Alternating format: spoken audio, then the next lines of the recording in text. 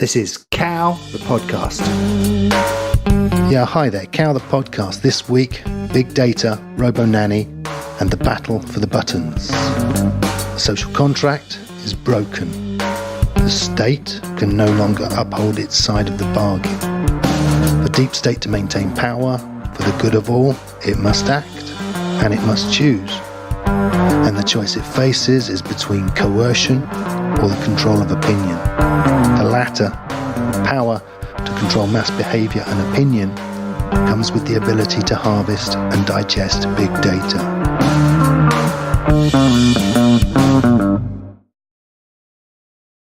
We experience it in the developing narrative around us that portrays social media as the agent of our social problems, responsible for extremism, social dislocation, etc., and in the growing calls for a fix that will hold the access gateways responsible for their content. A thinly veiled attempt, really, to retain power through censorship, and more dangerously, as the power extends into social engineering, the problem is that we may not produce the results we expect or even desire. While social media may function efficiently as a mirror, we might be unwise to think that it will do well as a nanny. There is a solution, and it's easy. We just need to grow up, take responsibility for our own opinions, our own emotional roller coaster, and to cast aside rhetoric and manipulation. And that way, we can hold the kind of adult conversations we need to suitably scale to the global problems we face today. But the work starts at home, and it starts now. So listen up. Some of the things to hit me this week: Jonathan Pye's piece on the social contract, broken, and Brexit, broken, and deep, irretrievable differences. Of course, we're also stuck in it. But also a tiny shift in the mainstream towards more tolerance, one tiny micro step away from the narrative of division and fear, and towards an acceptance, at least in some part, that what we consume day after day is who we become, that we are what we eat. That mainstream politics and mainstream media, print and broadcast, have been providing encoded support for terrorism for years, promoting the violence and profiting from it. And that we, as individuals, have been trained, like Pavlov's dogs, slowly but surely, to do the same thing. Take the phrase "the war on terror," for example. It's a phrase demanding fear, promoting xenophobia in us, encouraging us to jump, triggered, shooting first and asking questions later, to Pavlovian behaviours. And there are consequences to this. The majority of xenophobic tragedies in the West, for example, are initiated by white people.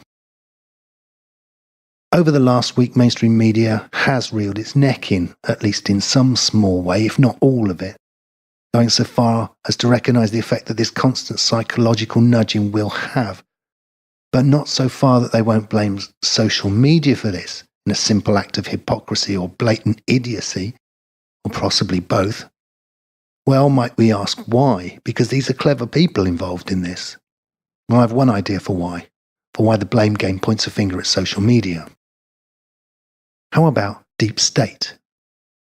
Deep state operates the state and needs control of the media to do it, and social media is the new kid on the block. It's a pretty big, influential kid too, just moved in and took over. Hey, if it wasn't for social media, we wouldn't even understand that deep state existed. But he doesn't have the connections, doesn't know how things work, and doesn't have any respect for the ones in charge. So there needs to be a battle to bring him in line. There has to be. So whilst mainstream media forgets to get its own house in order, thinks it's okay to pull people's levers with an inflammatory perspective on everything, continues to point a finger at social media. And so we see the recent moves to censor the internet by making the access gateways, that is, Facebook or YouTube or Google, responsible for the content that gets uploaded. And this is being achieved piece by piece, in reaction to events like the New Zealand mosque tragedy. But as I said, small steps can be seen trying to get to the source of the problem. Last week, Sir Mark Rowley on Radio 4, ex-chief of Scotland Yard counter-terrorist section, was clear about the role of media in the creation of extremist potential. His analysis recognised the role for social media echo chambers, but he also called out populist politics for providing coded support for extremist behaviour. And this week, it was the current Chief of Counter-Terrorism Policing, Neil Basu, shaming the national newspapers that published the manifesto of the shooter, whilst blaming social media for the radicalisation of terrorists. A suggestion being that they might want to look to themselves and review their own hypocrisy. He pointed out that the Finsbury Park tragedy had little to no connection with the echo chambers of social media. The radicalisation in that case had been entirely mainstream. And Jacinda Ardern didn't call for a new war on terror, for vengeance or a witch hunt. Gun law, yes, but also a personal responsibility for language. Yes, self-censorship, yes, but with an awareness of the dangers of perpetuating the narrative of fear and division. There seems to be a small but important shift this time around to take the xenophobia out of the discussion, a refusal to name the shooter, an insistence on inclusion, and a desire to take responsibility on some part for the complicity of our own media channels in the rise of extremism. And Jacinda Ardern's approach to that charity has been a masterpiece example of how to deal with this, leading the way that our conversation needs to go.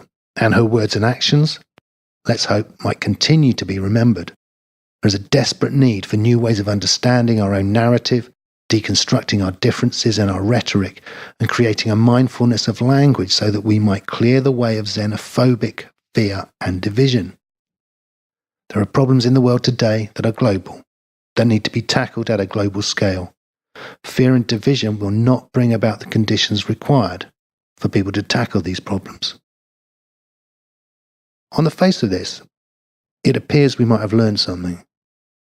The current climate is saying, let's be careful about what you say, but, and a big but it is, in general this remains against a background with a whole different agenda, one marking the social media giants out for a fall.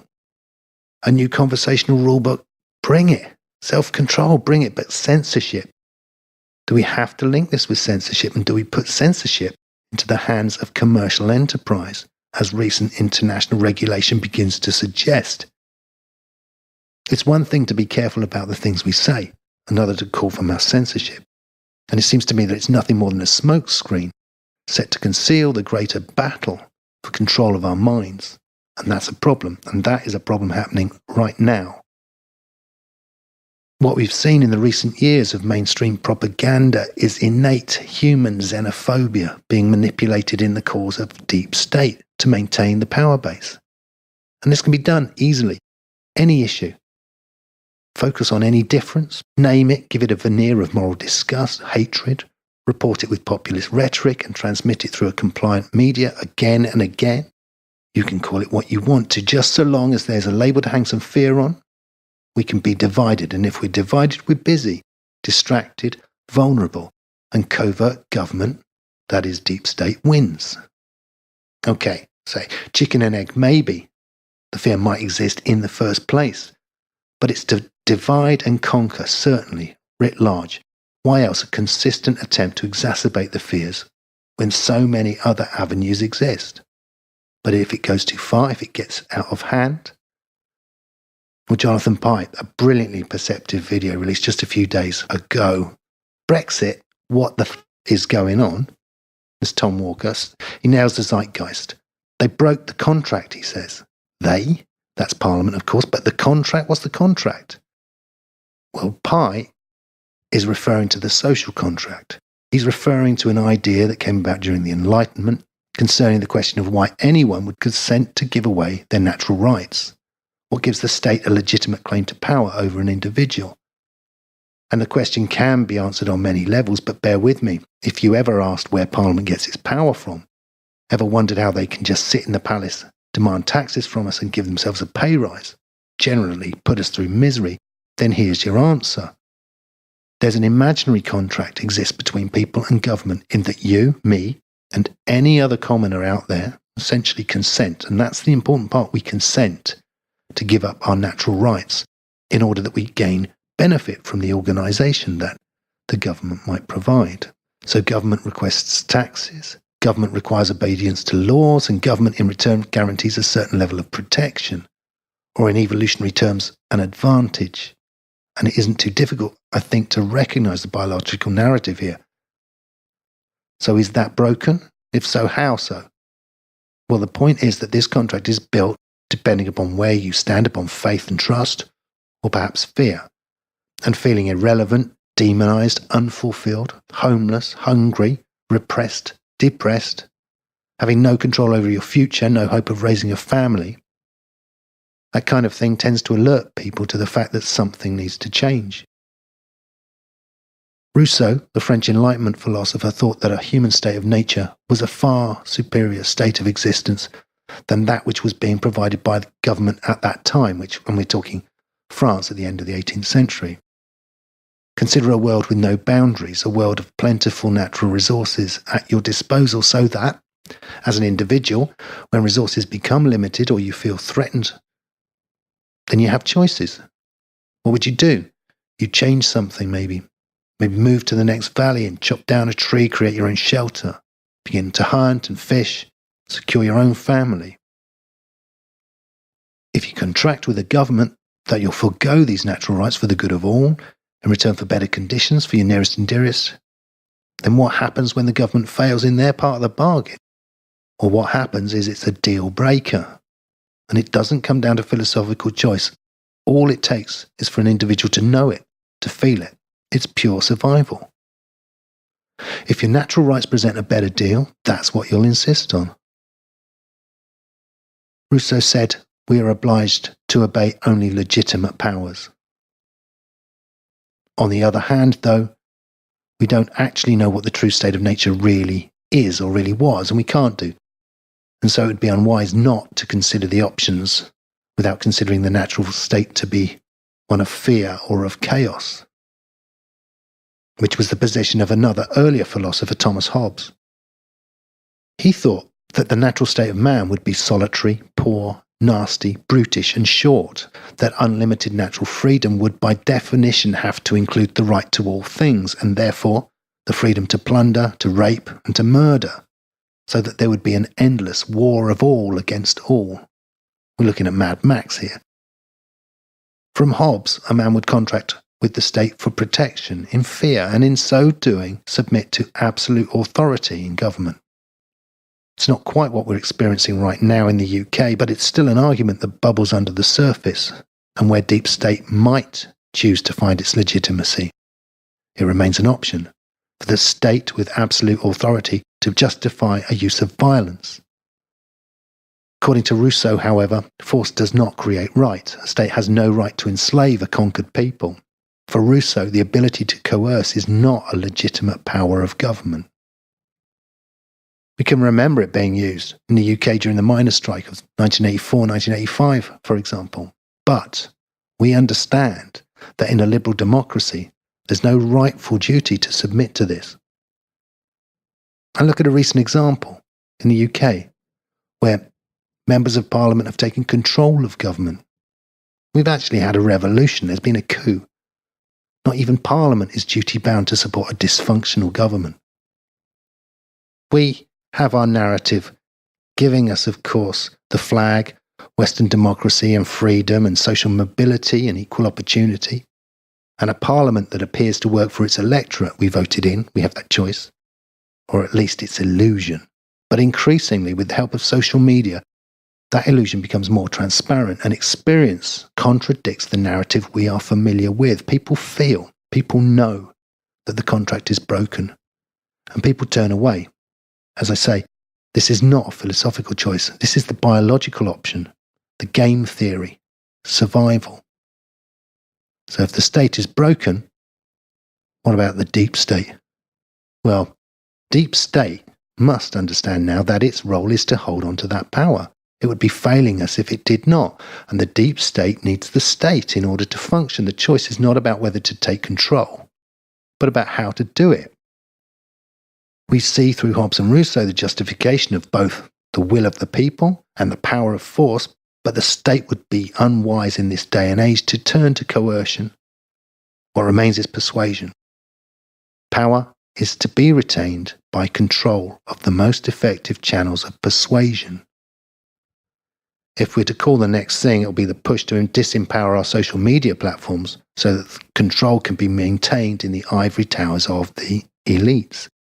This isn't to say that the push hasn't already begun, just to say that it will begin to become more mainstream, start to pervade the media, begin to notice the new zeitgeist, asking us to come along. Look, Facebook, Google, YouTube, collecting your details, spying on you, listening to you, tracking your movements and invading your privacy, and destroying lives, destroying democracy, creating extremism, Islamophobia, anti-Semitism, knife crime, and addictive, and socially destructive, essentially evil.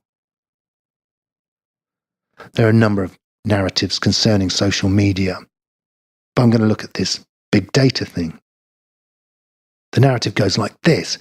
Social media companies make money because that is what they must do by selling our data. And really, we can't kind of complain about this because what do you expect? All the stuff we get for free has to be paid for somehow. That's the narrative we live by. Our landscape defined by the economy and growth.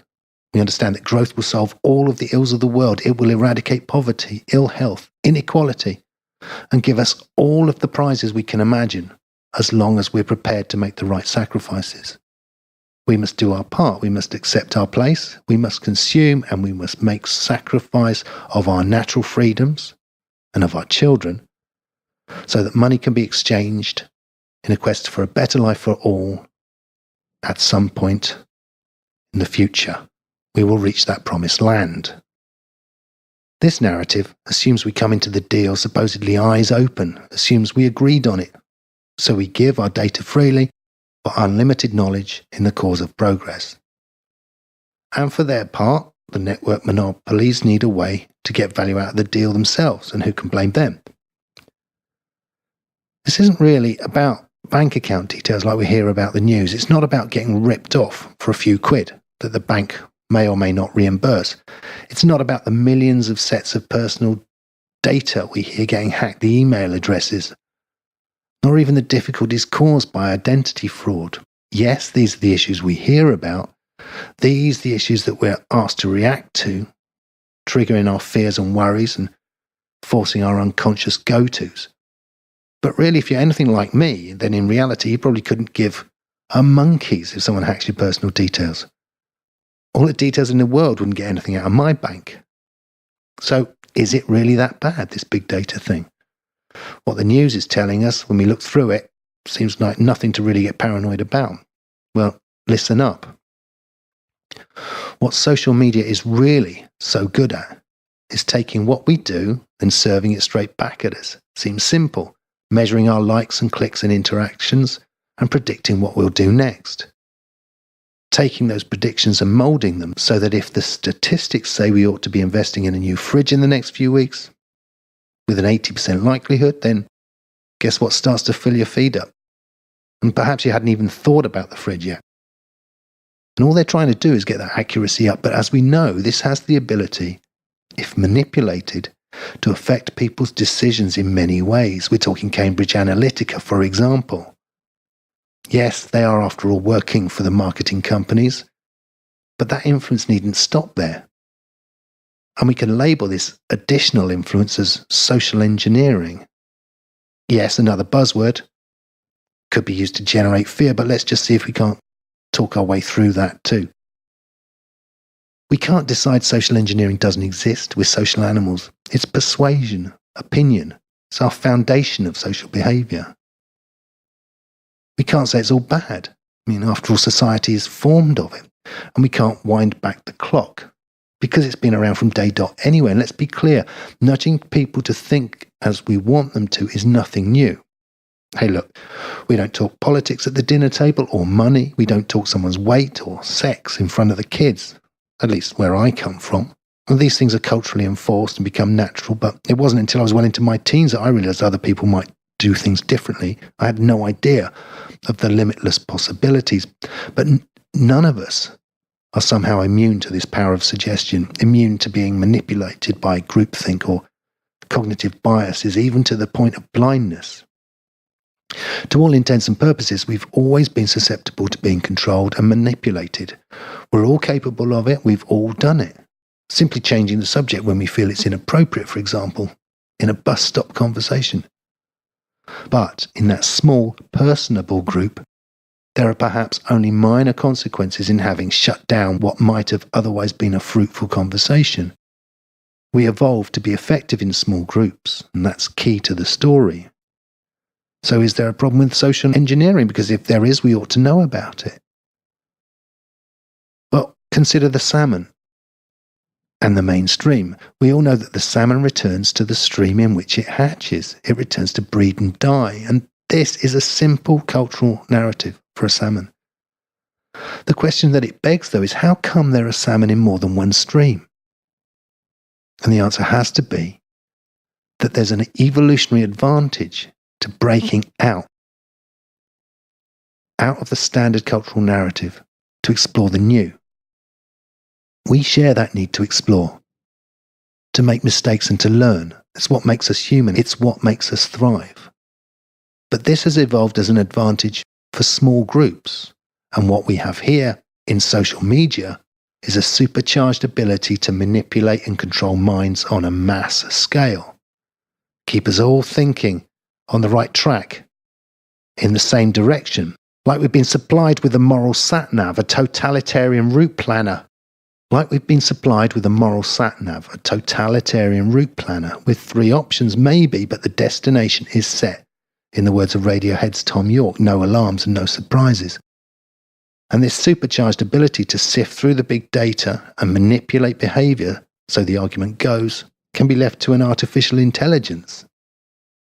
This being for a number of reasons, of course. Hey, look what happens when we put humans in charge. The machines will be much better. We'll just manipulate it anyway. Let's use the machines. They can't be corrupted. But to ask that our social media companies become responsible for the content they carry is to insist that they begin to monitor and to censor what we might be seeing and saying. And in order to do that, we ask that they make decisions as to what is acceptable or not. Yes, they're perfectly placed for the job, but it doesn't make them ideal to do it. We see already what's going on in China and Russia as these less covert totalitarian systems announce their own versions of the web. And this is to see no small measure of where we're all heading. Giving AI the reins may appear to be a quick and superficially effective solution, but our main problem is that we're not tackling the issue. We're not being proactive, we're pushing it away, so that what we might come across in years to come is not what we were expecting. And we're sleepwalking into this addicted state, into a deeply rooted, socially engineered solution created, policed, and maintained by an artificial intelligence that is in itself rooted in what? Well, that would be the ideas and frameworks of its creators. We must recognise that the intrinsic power of social media is as a mirror. To expect our social media to reflect our narrative is not out of the way. This has been its driving force and its appeal. But we are, as they say, in a post-truth world, a world which has emerged out of and in response to corporate bullshit. It's a populist world in which non-truths are only one step away from the weasel words of party politics or of commercial advertising. AI is born out of that. To understand its power to influence and control, perfectly rational. And so to wish for a world in which evil might be eliminated. It's only natural to want to enlist that power. The problem is that social media is not moral. If it has any godlike power, it's only in deciding for you which toaster you should buy. Cannot tell you whether to run over your brother and his 6 friends or to choose a stranger instead, pregnant mother. And even as our own guardians, we've been less than astute in determining how our world might function, what our moral go-tos might be. To expect that we put our moral existence into the hands of an incorruptible power that has essentially evolved to mirror us is surely a mistake and a derogation of our human duty. Yes, it's here and cannot be unmade, but it's a concern that it's not in our hands and that it exists not for the benefit of mankind, but for the benefit of an elite corporate few. And this is not only some conspiracy theory or conspiratorial worry. This is a concern for philosophers and politicians, psychologists, neurologists, and evolutionary biologists right now. And if it's not enough that academics and scientists are worried, then how about Silicon Valley itself? This is a concern that's led to a number of high-profile resignations and mass walkouts amongst the staff of the social media giants themselves.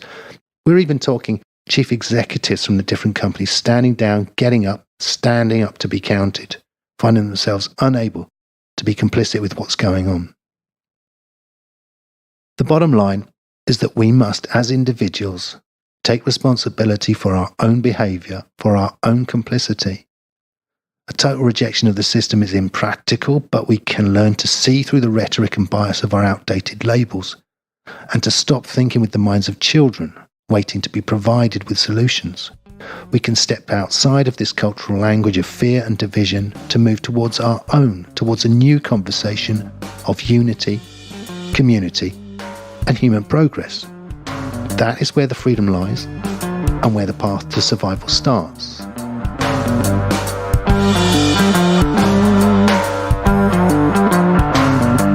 I've been Ant Biggs, and this has been Cow the Podcast. Sign up, like and share. All much appreciated, and again, see you next week.